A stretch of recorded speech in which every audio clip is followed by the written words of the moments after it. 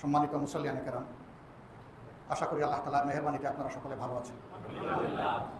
আলহামদুলিল্লাহ রাব্বিল আলামিন ওয়াসসালাতু ওয়াসসালামু আলা রাসূলিহিল কারীম ওয়া আলা আলিহি ওয়া সাহবিহি ওয়া আহলি বাইতি আজমাইন। আউযু বিল্লাহি মিনাশ শাইতানির রাজীম। আল-ইয়াওমা আকমালতু লাকুম দীনাকুম ওয়া আতমামতু আলাইকুম নি'মাতি ওয়া রাদিতু লাকুমুল ইসলামা দীনান। সাদাকাল্লাহু মাওলানাল আযীম। আল্লাহ সুবহানাহু ওয়া তাআলার অসংখ্য শুকরিয়া যে আল্লাহ তাআলা আমাদেরকে সালাতুল মাগরিব জামাতের সাথে মসজিদে এসে আদায় করার তৌফিক দান করেছেন। আলহামদুলিল্লাহ। আল্লাহ তাআলা না চাইলে আমরা কেউ এখানে আসতে পারতাম না। এই মসজিদের হয়তো অনেক মুসল্লি আছেন যারা নিয়মিত এখানে এসে সালাত আদায় করতেন, কিন্তু আল্লাহ তাআলা তার কাছে তাদেরকে ফিরিয়ে নিয়েছেন এবং এখন আসসালামু আলাইকুম ওয়া রাহমাতুল্লাহ। আমির জামাত ডাক্তার শফিকুর রহমান। আজকের যে বক্তব্য, যে ভিডিও বার্তা আমরা পেয়েছি, যে ভাষা পেয়েছি, যে আন্দোলন পেয়েছি, যে ইতিহাস পেয়েছি, আজকে নজিরবিহীন সেই ইতিহাসকে আপনাদের সামনে তুলে ধরার চেষ্টা করব। আপনারা অবশ্যই আজকের ভিডিওটি দেখুন এবং পুরো ভিডিওটি দেখে মন্তব্য করবেন। ইসলাম মানবতা শেখায়, ইসলাম আপনার আমাকে উদারতা শেখায়, ইসলাম ভালোবাসা শেখায়, ইসলাম সহমর্মিতা শেখায়, ইসলাম সামাজিকতা শেখায়। এই জন্য আসুন আমরা বিষয়গুলি দেখি, জানি, বুঝি এবং সর্বোপরি ভিডিওর পুরো অংশটি দেখে আমরা অবশ্যই মন্তব্য করব। আসলে বিষয়টি কি হতে যাচ্ছে, কি হয়েছে, কি ঘটনা ঘটেছে এবং এই বিষয়গুলো বলা আসলে উচিত ছিল কিনা, যৌক্তিকতা ছিল কিনা, সে বিষয়গুলো আপনারা অবশ্যই জানিয়ে দেবেন। আপনারা আজকের ভিডিওটি দেখতে থাকুন এবং মন্তব্য করুন। সম্মানিত মুসল্লিয়ানে কেরাম, আশা করি আল্লাহ তাআলার মেহেরবানিতে আপনারা সকলে ভালো আছেন। আলহামদুলিল্লাহ রাব্বিল আলামিন ওয়াসসালাতু ওয়াসসালামু আলা রাসূলিহিল কারীম ওয়া আলা আলিহি ওয়া সাহবিহি ওয়া আহলি বাইতি আজমাইন। আউযু বিল্লাহি মিনাশ শাইতানির রাজীম। আল-ইয়াওমা আকমালতু লাকুম দীনাকুম ওয়া আতমামতু আলাইকুম নি'মাতি ওয়া রাদিতু লাকুমুল ইসলামা দীনান। সাদাকাল্লাহু মাওলানাল আযীম। আল্লাহ সুবহানাহু ওয়া তাআলার অসংখ্য শুকরিয়া যে আল্লাহ তাআলা আমাদেরকে সালাতুল মাগরিব জামাতের সাথে মসজিদে এসে আদায় করার তৌফিক দান করেছেন। আলহামদুলিল্লাহ। আল্লাহ তাআলা না চাইলে আমরা কেউ এখানে আসতে পারতাম না।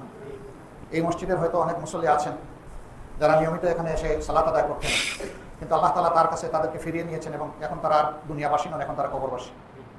মহান রবের দরবারে দোয়া করি আল্লাহ তাআলা এই মসজিদের মুসল্লি সহ সারা দুনিয়ায় আল্লাহর যত বান্দারা শুধু আল্লাহর জন্য সেজদা এবং রুকু করেছেন, আল্লাহ তাআলা এবং রুকু এই সেজদাকে তাদের সাথী এবং সঙ্গী বানাই দিন।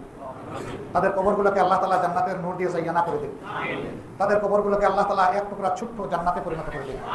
কবরগুলোর সাথে রাব্বুল ইজ্জত তার জান্নাতের একটা জানালা খুলে দিন।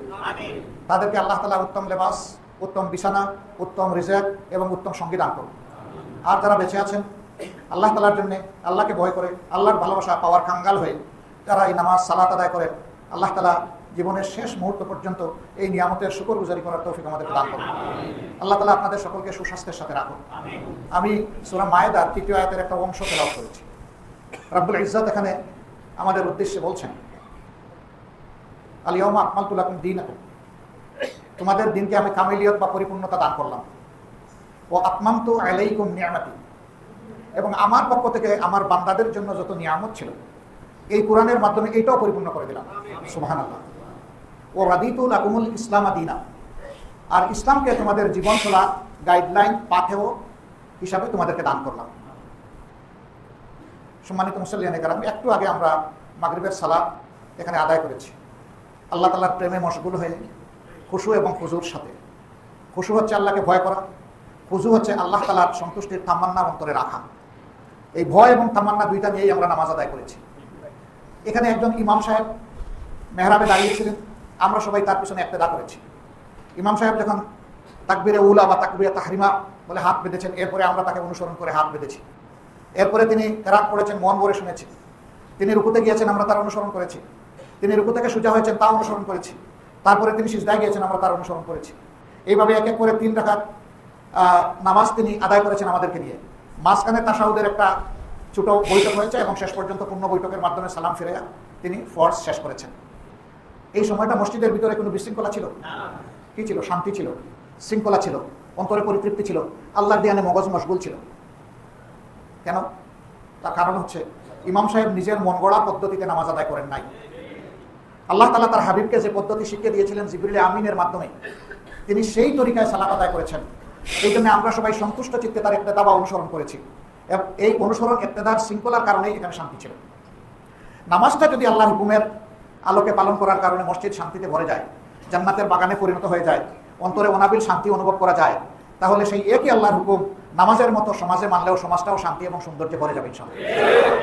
কিন্তু এর বাইরে গিয়ে যত পথেই আমরা আমাদের সমস্যার সমাধান খুঁজি না কেন, সকল পথ ব্যর্থ হতে বাধ্য। চলমান দুনিয়া সেটাই চোখে আঙ্গুল দিয়ে আমাদেরকে দেখিয়ে দিচ্ছে। সে ফর এক্সাম্পল, আমার হয়েছে নিউমোনিয়া রোগ, আল্লাহ ক্ষমা করুন সবাইকে। এখন নিউমোনিয়ার চিকিৎসার জায়গায় কেউ যদি প্রেশারের চিকিৎসা করে অথবা ডায়াবেটিসের চিকিৎসা করে, তাইলে কি আমার নিউমোনিয়া সারবে? আমাকে নিউমোনিয়ার চিকিৎসা নিতে হবে, তার জন্য অ্যাপ্রোপ্রিয়েট অ্যান্টিবায়োটিক যেটা সেটা প্রয়োগ করতে হবে এবং তার ডোজটাও সঠিক মতো হতে হবে। এবং এটা আমার মন গড়া হবে না, একজন দক্ষ চিকিৎসকের পরামর্শের আলোকে আমার এই চিকিৎসা চলবে। তারপরে এই চিকিৎসায় আমার রোগ সারবে না, রোগ সারানোর মালিক হচ্ছেন আল্লাহ রাব্বুল আলামিন। সকল ফয়সালা তার কাছ থেকেই আসে। তিনি যাকে চান হঠাৎ করে ধরে নিয়ে যান, যাকে চান মুমূর্ষ অবস্থা থেকে ফিরে জীবন দিয়ে দেন। এটি আল্লাহ তাআলার মেহেরবানি। তো ঠিক অনুরূপভাবে জীবনের সকল ক্ষেত্রে আল্লাহর সিদ্ধান্ত কার্যকর। এই যে সূর্য প্রতিদিন পূর্ব দিকে উঠে আর পশ্চিম দিকে ডুবে, সূর্যের কি কোনো শক্তি আছে যে ইচ্ছা মতো আগামী দিন পশ্চিম দিকে উঠবে আর পূর্ব দিকে ডুববে? না।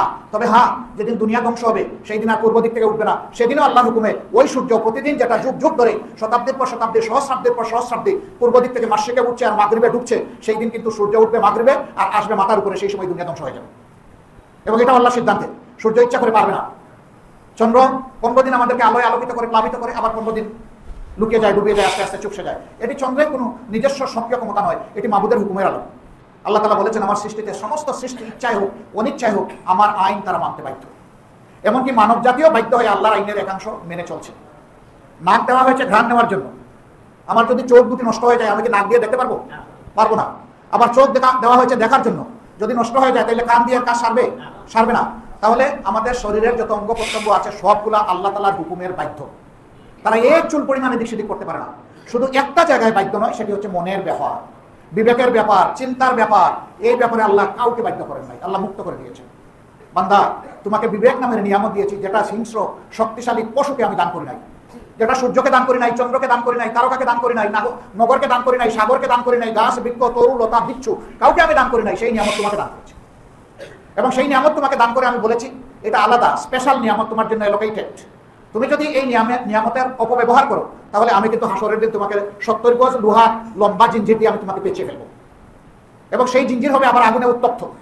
ফেরেশতারা টানা হেঁচড়া করে নিয়ে যাবেন জাহান্নামের দিকে। আর যদি তোমাকে দেওয়া শানিত বিবেক আমার দেওয়া হুকুমের আলোকে পরিচালিত হয়, তাহলে তোমার হাতে জিঞ্জির পড়বে না, সেদিন তোমার হাতে জান্নাতের ফুল উঠবে। আমরা তো সেই জান্নাতের ফুলের সুগ্রাম নিতে চাই। তো এই যে মসজিদের ভিতরে অনাবিল শান্তি আল্লাহর হুকুম মানার কারণে, আমরা চাই যে মসজিদের এই মেহরাবের ইমাম যারা, তারা আমাদের সমাজেরও ইমামতি করবে। নবী করিম সাল্লাল্লাহু আলাইহি সাল্লাম এই মিম্বর থেকে বসে সমস্ত বিচার ফয়সালা করেছেন। তারপরে খুলাফায়ে রাশিদিন এটা জারি রেখেছেন। অবশ্য খুলাফায়ে রাশিদিনের সময় আলাদা বিচার বিভাগও কায়েম করা হয়েছিল, কিন্তু শেষ পর্যন্ত ব্যর্থ হলে এই জায়গায় ফিরে আসে। আর আমাদের দেশে হয় কি, কোনো সামাজিক বিষয়ে ফয়সালা করতে গেলে সবাই বলে আসেন এই দুনিয়াবি আল্লাহ মসজিদের ভিতরে না বাইরে যান। এটি আমাদের একটা মস্ত বড় ভুল। এখানে বসে যদি কথা বলি আল্লাহকে ভয়, এখানে যে কোনো কিছু বলা যাবে না।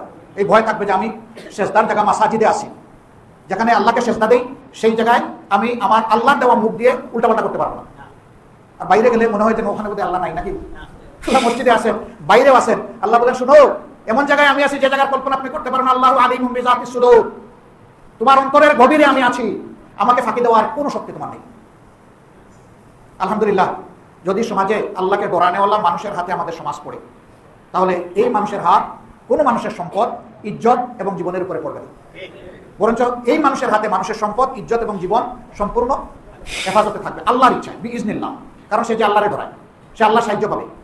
আমরা প্রিয় দেশটা স্বাধীনতার পর 53 বছর গেল, এমন একটা সুন্দর দেশ আমরা করতে পারলাম না। কেন পারলাম না? আমরা কোরআনকে বুকে ধারণ করে দেশ গড়ার চিন্তা করিনি।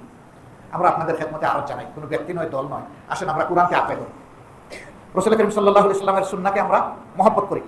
এই দুই শক্তি বুকে ধারণ করে সমাজ যদি গড়তে পারি, ইনশাআল্লাহ দুনিয়ার সমাজে আল্লাহ তাআলার জান্নাতের সুবাস পাওয়া যাবে এবং এই দেশ হবে পৃথিবীর একটা শ্রেষ্ঠ দেশ। এখন দুনিয়ার বহু দেশে আমরা মাথা তুলে সম্মানের সাথে কথা বলতে পারি না। আমরা বিভিন্ন সময় চ্যাম্পিয়ন হয়ে যাই ভালো কাজে নয়, দুর্নীতিতে।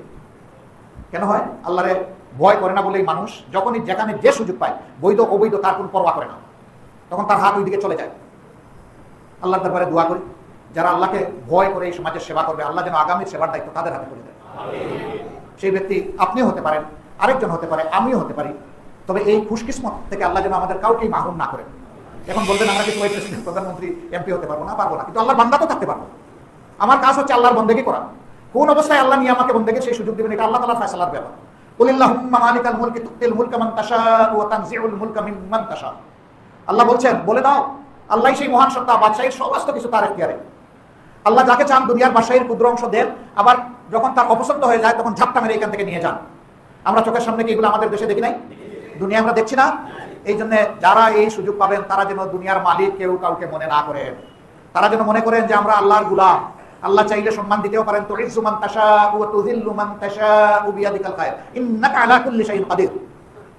ইজ্জত দেওয়ার মালিক আল্লাহ, নেওয়ার মালিক আল্লাহ। আর মনে রাখবা সমস্ত কুদরত, সমস্ত শক্তি হচ্ছে আল্লাহর হাতে। আল্লাহু আকবার। আমরা সেই আল্লাহর জন্য আসুন পরস্পরকে ভালোবাসি। আল্লাহর কোরআনকে আমরা ভালোবাসি, রাসূল করিম সাল্লাল্লাহু আলাইহি ওয়াসাল্লামের সুন্নাহকে ভালোবাসি, আমরা মানুষকে ভালোবাসি, আমরা প্রিয় দেশকে ভালোবাসি। আর সব ভালোবাসা হোক মাহবুবের জন্য, আল্লাহ তাআলার জন্য। আল্লাহ আমাদেরকে তৌফিক দান করুন।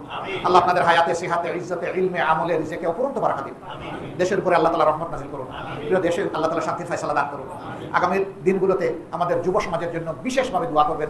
দুনিয়ার যত পরিবর্তন হয়েছে, যত নবী পয়গম্বরের জীবনে হয়েছে, সবগুলা যুবকদের হাত ধরে হয়েছে।